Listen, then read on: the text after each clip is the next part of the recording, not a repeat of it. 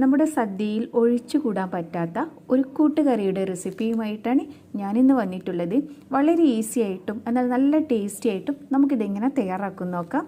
സാധാരണ തയ്യാറാക്കുന്നതിൽ നിന്ന് കുറച്ച് വ്യത്യസ്തമായിട്ടാണ് ഞാൻ ഈ കൂട്ടുകറി തയ്യാറാക്കിയിട്ടുള്ളത്. അപ്പോൾ ഇതെങ്ങനെ തയ്യാറാക്കും നോക്കാം.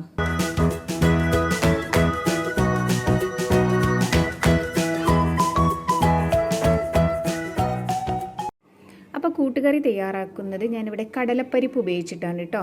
ഞാനിവിടെ 3/4 കപ്പ് കടലപ്പരിപ്പ് ഒരു 2 മണിക്കൂർ വെള്ളത്തിൽ കുതിർത്ത് വെച്ചിട്ടുണ്ടായിരുന്നു. അതിനുശേഷം കഴുകിയെടുത്ത് വാർത്തെടുത്തതാണ് കേട്ടോ. ഇത് പല സ്ഥലത്തും പല വിധത്തിലാണ് കൂട്ടുകറി ഉണ്ടാക്കുന്നത്. അപ്പോൾ ഞാൻ എപ്പോഴും കുറച്ച് എളുപ്പത്തിന് വേണ്ടിയിട്ട് കടലപ്പരിപ്പാണ് ഉപയോഗിക്കുന്നത്. മറ്റേത് കടല നമ്മൾ തലേ ദിവസം രാത്രി തന്നെ വെള്ളത്തിലിട്ട് ഒക്കെ വെക്കണ്ടേ. അപ്പോൾ ഇതാകുമ്പോൾ നമുക്ക് എപ്പോഴും ഉണ്ടാക്കാനായിട്ട് പറ്റും. അപ്പോൾ ഞാൻ സാധാരണയായിട്ട് ഇങ്ങനെയാണ് ചെയ്തെടുക്കുന്നത്. അപ്പോൾ നിങ്ങൾ ഇതുവരെ ഇങ്ങനെ ചെയ്തിട്ടില്ല, ഒന്ന് ചെയ്ത് നോക്കൂ കേട്ടോ. ഇനി അഥവാ നിങ്ങൾക്ക് നിലക്കടല തന്നെ വേണമെന്നുണ്ടെങ്കിൽ നിലക്കടല തലേ ദിവസം രാത്രി വെള്ളത്തിലിട്ട് വെച്ചിട്ട് എടുക്കാവുന്നതാണ് കേട്ടോ. അപ്പോൾ ഞാൻ ഇവിടെ കടലപ്പരിപ്പ് ഒന്ന് വേവിച്ചെടുക്കട്ടെ. ഒരുപാട് വെന്ത് കുഴഞ്ഞൊന്നും പോകരുത്, എന്നാൽ നമുക്ക് കടിക്കുന്ന ഒരു പരുവത്തിലാണ് കിട്ടേണ്ടത്. അപ്പോൾ കടലപ്പരിപ്പ് നമുക്ക് ആദ്യം ഒന്ന് വേവിച്ചെടുക്കാം. അപ്പോൾ ഞാൻ അതൊരു പാനിലേക്ക് ഇട്ട് കൊടുത്തിട്ടുണ്ട്. ഇതിലേക്ക് ആവശ്യത്തിന് വെള്ളം ഒഴിച്ചു കൊടുക്കാം. അപ്പോൾ ഈ സമയത്ത് ഞാൻ ഉപ്പിട്ട് കൊടുക്കുന്നില്ല. കടല ഒന്ന് തിളച്ച് വരട്ടെ. തിളച്ച് വന്നതിന് ശേഷം നമുക്കിതിലേക്ക് പാകത്തിനുള്ള ഉപ്പൊക്കെ ഒന്ന് ചേർത്ത് കൊടുക്കാം. എന്നിട്ട് വെന്ത് ഉടയുന്നതിന് മുമ്പ് തന്നെ അത് മാറ്റി വെക്കണേ. ഇനി നമുക്ക് പച്ചക്കറിയൊക്കെ ഒന്ന് വേവിച്ചെടുക്കുക. അപ്പോൾ അതിനായിട്ട് ഞാനിവിടെ ചേന എടുത്തിട്ടുണ്ട്. ഞാൻ ചേന ഒരുപാട് വലിയ പീസായിട്ടൊന്നുമല്ല കേട്ടോ കട്ട് ചെയ്തെടുത്തിട്ടുള്ളത്. ചെറിയ ചെറിയ പീസാകുമ്പോൾ പെട്ടെന്ന് തന്നെ വെന്ത് കിട്ടും, എന്നാൽ കഴിക്കുമ്പോഴും നല്ലൊരു ടേസ്റ്റ് ആയിരിക്കും. അപ്പോൾ ഞാൻ ചേന ഒരു പാനിലേക്ക് ഇട്ട് കൊടുക്കുന്നുണ്ട്. ഇനി ഇതിനോടൊപ്പം തന്നെ ഞാൻ എടുത്തിട്ടുള്ളത് പച്ചക്കായാണ്. അത് ഏകദേശം ഒരു എണ്ണം എടുത്തിട്ടുണ്ട് കേട്ടോ. അത്യാവശ്യം വലിയ ഒരു പച്ചക്കായ തന്നെ എടുത്തിട്ടുണ്ട്. അതും ഞാൻ ചെറിയ ചെറിയ പീസായിട്ടാണ് എടുത്തിട്ടുള്ളത്. അപ്പോൾ നിങ്ങൾക്ക് എങ്ങനെയാണോ വേണ്ടത്, ചില സ്ഥലത്തൊക്കെ വലിയ കഷ്ണങ്ങളായിട്ടായിരിക്കും ഉണ്ടാവുക. അപ്പോൾ നിങ്ങൾ അതിനനുസരിച്ച് അരിഞ്ഞെടുക്കുക കേട്ടോ. അപ്പോൾ പച്ചക്കായും കൂടി നമുക്ക് ചേനയുടെ കൂട്ടത്തിലേക്ക് ഇട്ട് കൊടുക്കാം. ഇനി ഇതിലേക്ക് ഒരു 1/4 ടീസ്പൂണ് മഞ്ഞൾപ്പൊടി, 1/2 ടീസ്പൂണ് മുളക് പൊടി, ഒരു 1/2 ടീസ്പൂണ് കുരുമുളക് ഒന്ന് ക്രഷ് ചെയ്തെടുത്തത് കേട്ടോ. അതും കൂടി ഇതിലേക്ക് ചേർത്ത് കൊടുക്കാം. ഇനി ഇത് വേവാൻ ആവശ്യമായിട്ടുള്ള വെള്ളം നമുക്ക് ഒഴിച്ചു കൊടുക്കാം. ഏകദേശം ഒരു 1.5 കപ്പ് വെള്ളം വേണ്ടി വരും. ഇതൊന്ന് നന്നായിട്ടൊന്ന് ഇളക്കി മിക്സ് ചെയ്ത് കൊടുക്കാം. ഈ സമയത്ത് നമുക്ക് ഉപ്പ് ചേർത്ത് കൊടുക്കേണ്ട. ഒന്ന് നന്നായിട്ടൊന്ന് തിളച്ച് വന്ന ശേഷം ഉപ്പ് ഇട്ട് കൊടുത്താൽ മതി കേട്ടോ. അപ്പോൾ പച്ചക്കായ പെട്ടെന്ന് വെന്ത് കിട്ടും. ചേന വേവാനായിരിക്കും ഇത്തിരി ഒരു സമയം ഉണ്ടാവുക. എന്തായാലും തീ ഒരു മീഡിയം ഫ്ലെയിമിൽ വെച്ചെങ്കിൽ നമുക്കൊരു 15 മിനിറ്റ് വേവിച്ചെടുക്കാം. അപ്പോൾ നല്ലോണം തിളച്ച് വന്നപ്പോൾ ഞാൻ ഇതിലേക്ക് പാകത്തിനുള്ള ഉപ്പ് ചേർത്ത് കൊടുത്തിട്ടുണ്ട്. നമ്മൾ കടലയിലും ഉപ്പ് ചേർത്ത് കൊടുത്തിട്ടുണ്ട് കേട്ടോ. അപ്പോൾ ഇതൊന്ന് അടച്ച് വെച്ചിട്ട് നമുക്ക് ഒരു ലോ ഫ്ലെയിമിൽ ഇത് വേവിച്ചെടുക്കാം. അപ്പോൾ ഇത് വേവുമ്പോഴേക്കും ഇതിലേക്കുള്ള അരപ്പൊന്ന് റെഡിയാക്കി എടുക്കാം. അതിനായിട്ട് ഞാനിവിടെ 3/4 കപ്പ് തേങ്ങയാണ് കേട്ടോ എടുത്തിട്ടുള്ളത്. ഇതിലേക്ക് 1/2 ടീസ്പൂണ് ചെറിയ ജീരകം, ഒരു 1/4 ടീസ്പൂണ് മഞ്ഞൾപ്പൊടി, ഇതെല്ലാം കൂടി ചേർത്ത് നമുക്ക് നന്നായിട്ടൊന്ന് അരച്ചെടുക്കാം. അപ്പോൾ അതാ ഒരുപാട് അരഞ്ഞൊന്നും പോകണ്ട, എന്നാലും തീരെ അരയാതിരിക്കുകയും ചെയ്യരുത്. ആ ഒരു പാകത്തിൽ വേണം കേട്ടോ അരച്ചെടുക്കാനായിട്ട്. ഇപ്പം നമ്മുടെ ചേനയും അതുപോലെ തന്നെ പച്ചക്കായും എല്ലാം നന്നായിട്ട് തന്നെ വെന്ത് വന്നിട്ടുണ്ട്. ഇടയ്ക്കിടയ്ക്ക് ഒന്ന് തുറന്ന് നോക്കിയിട്ട് ഇളക്കി കൊടുത്തിട്ടുണ്ടായിരുന്നു കേട്ടോ ഞാൻ. അപ്പോൾ നന്നായിട്ട് ചേനയൊക്കെ നന്നായിട്ട് വെന്ത് വന്നിട്ടുണ്ട്. ഈ ഒരു പാകത്തിനാണ് നമുക്ക് കിട്ടേണ്ടത്. ഇനി ഇതിലേക്ക് ഞാൻ 1.5 ക്യൂബ് ശർക്കര ഒന്ന് ക്രഷ് ചെയ്തിട്ട് ചേർത്ത് കൊടുത്തിട്ടുണ്ട്. അപ്പോൾ ശർക്കര വേണമെന്നുണ്ടെങ്കിൽ നിങ്ങൾക്കൊന്ന് ഉരുക്കിയിട്ട് ഒഴിച്ചു കൊടുത്താലും മതി കേട്ടോ. ഇത് നല്ല ശർക്കരയാണ്, ഇതിൽ അഴുക്കൊന്നുമില്ല. അതുകൊണ്ടാണ് ഞാൻ അങ്ങനെ തന്നെ ചതച്ചിട്ട് ചേർത്ത് കൊടുത്തിട്ടുള്ളത്. ഇനി ഇതിലേക്ക് നമ്മൾ വേവിച്ച് വെച്ചിരിക്കുന്ന കടല ഉണ്ടല്ലോ, അത് ആ വെള്ളത്തോട് കൂടിയിട്ട് തന്നെ ഞാൻ അതിലേക്ക് ചേർത്ത് കൊടുക്കുന്നുണ്ട്. അപ്പോൾ കടലയുടെ വേവ് നിങ്ങൾക്ക് മനസ്സിലായിട്ടുണ്ടാകും. ഒരുപാട് വെന്ത് കുഴഞ്ഞൊന്നും പോയിട്ടില്ല കേട്ടോ. നമുക്ക് കടിക്കുന്നൊരു പാകത്തിലാണ് വേണ്ടത്.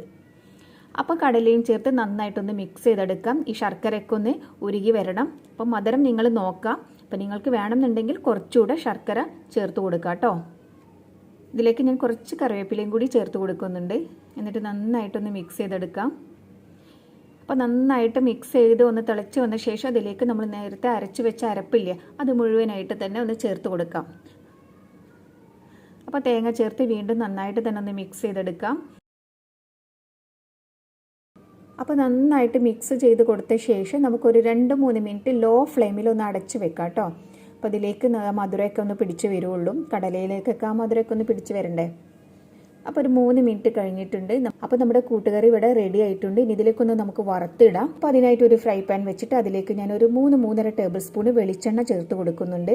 അപ്പോൾ വെളിച്ചെണ്ണ ഒന്ന് ചൂടായി വന്നാൽ നമുക്കിതിലേക്ക് ഒരു 1/4 ടീസ്പൂണ് കടുക് ചേർത്ത് കൊടുക്കാം.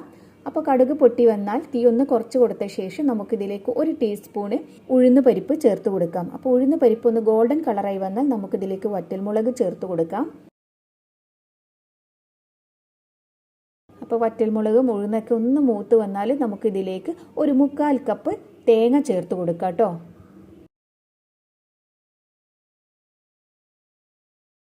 ഇതിലേക്ക് നമുക്ക് കുറച്ച് കറിവേപ്പിലയും കൂടി ചേർത്ത് നന്നായിട്ട് തന്നെ ഒന്ന് വറുത്തെടുക്കാം. നല്ല ഗോൾഡൻ കളറിൽ വറുത്തെടുക്കണം കേട്ടോ. അങ്ങനെ ആകുമ്പോഴേ നമ്മുടെ കൂട്ടുകറിക്ക് നല്ല ടേസ്റ്റ് ഉണ്ടാവുള്ളൂ. ചില സ്ഥലത്ത് ആദ്യം കടുകും ഉലുവയും അതുപോലെ ഉഴുന്ന് പരിപ്പും ഒന്ന് പൊട്ടിച്ചിട്ട് ചേർക്കും. വറ്റൽമുളകും കറിവേപ്പിലയും ഇട്ടിട്ട് നന്നായിട്ടൊന്ന് പൊട്ടിച്ചെടുത്ത ശേഷം കൂട്ടുകറിയിലേക്ക് ചേർത്ത് കൊടുത്ത് അതിന് ശേഷം തേങ്ങ മാത്രമായിട്ട് വറുത്തിട്ട് ചേർക്കും. ഞാൻ സാധാരണ ഇങ്ങനെയാണ് ചെയ്തെടുക്കുന്നത്. ഇങ്ങനെ ചെയ്തെടുക്കുമ്പോൾ എനിക്ക് കൂടുതൽ ടേസ്റ്റ് തോന്നിയിട്ടുണ്ട്. അപ്പോൾ നിങ്ങൾ ഇങ്ങനെയല്ല ചെയ്യുന്നതെങ്കിൽ ഒന്ന് ഇതുപോലെ ചെയ്ത് നോക്കൂ കേട്ടോ. അപ്പോൾ തീ ഒരുപാട് കൂട്ടി വെച്ചിട്ട് വറുക്കരുത്. ലോ ഫ്ലെയിമിലിട്ടിട്ട് നല്ല ഗോൾഡൻ കളറിൽ തന്നെ വറുത്തെടുക്കണം. ഈ ഒരു കളറിൽ വേണം കിട്ടാനായിട്ട്. ഒരുപാട് തീ കൂട്ടി വെച്ചിട്ടാണ് നമ്മളിത് വറക്കുന്നതെങ്കിൽ ആ ഒരു ടേസ്റ്റ് കിട്ടില്ല. ചെറിയ തീയിൽ ഇങ്ങനെ ഇളക്കി വേണം വറുത്തെടുക്കാനായിട്ട്. അപ്പോൾ ഈ ഒരു പരുവത്തിൽ നമുക്ക് എടുക്കാം. അപ്പോൾ തീ ഓഫാക്കിയതിന് ശേഷം നമ്മൾ നേരത്തെ തയ്യാറാക്കിയ കൂട്ടുകറി ഇല്ലേ, അതിലേക്ക് ഇത് മുഴുവനായിട്ട് തന്നെ ചേർത്ത് കൊടുക്കാം. അപ്പോൾ ഞാൻ തേങ്ങ വറക്കുന്നത് എപ്പോഴും കുറച്ച് കൂടുതൽ ചേർത്ത് കൊടുക്കാറുണ്ട് കേട്ടോ. എനിക്ക് ഭയങ്കര ഇഷ്ടമാണ് ഈ കൂട്ടുകറിയിൽ ഇങ്ങനെ തേങ്ങ ഒക്കെ കടിക്കുമ്പോൾ. അപ്പോൾ നിങ്ങൾക്ക് ഇത്രയും തേങ്ങ വേണ്ട എങ്കിൽ കുറച്ചെടുത്താൽ മതി. പിന്നെ ചില സ്ഥലത്ത് ഇതിൽ ഉലുവ ചേർക്കാറുണ്ട്. അപ്പോൾ ഉലുവ വേണമെന്നുണ്ടെങ്കിൽ ഉലുവ ചേർക്കാം. എനിക്ക് എന്തോ ഉലുവയുടെ ടേസ്റ്റ് അത്ര ഇഷ്ടമല്ല, അതുകൊണ്ടാണ് ഞാൻ ഉലുവ ചേർക്കാത്തത് കേട്ടോ. അപ്പോൾ ഇതെല്ലാം കൂടി ചേർത്ത് നന്നായിട്ട് തന്നെ ഒന്ന് മിക്സ് ചെയ്തെടുക്കാം. നമ്മുടെ കൂട്ടുകറി ഇവിടെ റെഡി ആയിട്ടുണ്ട്. അപ്പോൾ കറിവേപ്പിലയൊക്കെ വേണമെന്നുണ്ടെങ്കിൽ നിങ്ങൾക്ക് ചേർത്ത് കൊടുക്കാം. പിന്നെ തേങ്ങ വറക്കുന്ന സമയത്ത് നിങ്ങൾക്ക് വേണമെങ്കിൽ കുരുമുളക് ക്രഷ് ചെയ്തിട്ട് അത് വേണമെങ്കിൽ ചേർത്ത് കൊടുക്കാം കേട്ടോ. പിന്നെ ഇത് നമ്മൾ സാധാരണ ഉണ്ടാക്കുന്ന കൂട്ടുകറി അതേ ഒരു ടേസ്റ്റ്, അതിനേക്കാൾ കൂടുതൽ ടേസ്റ്റ് തോന്നിയിട്ടുണ്ട് കേട്ടോ എനിക്ക്. സാധാരണ നമ്മൾ കടലൊക്കെ ഉപയോഗിച്ചിട്ട് ചെയ്യുന്ന നിരവധി ടേസ്റ്റാണ്. പിന്നെ കുറച്ച് ഈസിയാണ്. നമുക്ക് ഈ സദ്യ ഉണ്ടാക്കുന്ന സമയത്ത് മാത്രമല്ല, ഇനിയിപ്പോൾ വേറെ ഏതെങ്കിലും ഒരു ദിവസമൊക്കെ പെട്ടെന്ന് നമുക്ക് ഉണ്ടാക്കണം എന്നുണ്ടെങ്കിൽ അങ്ങനെ കടലപ്പരിപ്പ് നമ്മുടെ കയ്യിലുണ്ടെങ്കിൽ പെട്ടെന്ന് തന്നെ തയ്യാറാക്കി എടുക്കാവുന്നതാണ് കേട്ടോ. അപ്പോൾ ഈ ഓണത്തിന് എല്ലാവരും ഒന്ന് ഈ കൂട്ടുകറി തയ്യാറാക്കി നോക്കൂ. ഈസിയാണ്, നല്ല ടേസ്റ്റിയാണ് കേട്ടോ. അപ്പോൾ നിങ്ങൾക്ക് എൻ്റെ വീഡിയോ ഇഷ്ടപ്പെട്ടിട്ടുണ്ടെങ്കിൽ ലൈക്ക് ചെയ്യാനും കമൻറ്റ് ചെയ്യാനും അതുപോലെ തന്നെ ഫ്രണ്ട്സൊക്കെ ആയിട്ട് ഷെയർ ചെയ്യാനും മറക്കരുത്. ഇനി പുതിയൊരു റെസിപ്പിയുമായിട്ട് നമുക്ക് വീണ്ടും കാണാം. അതുവരേക്കും ബൈ.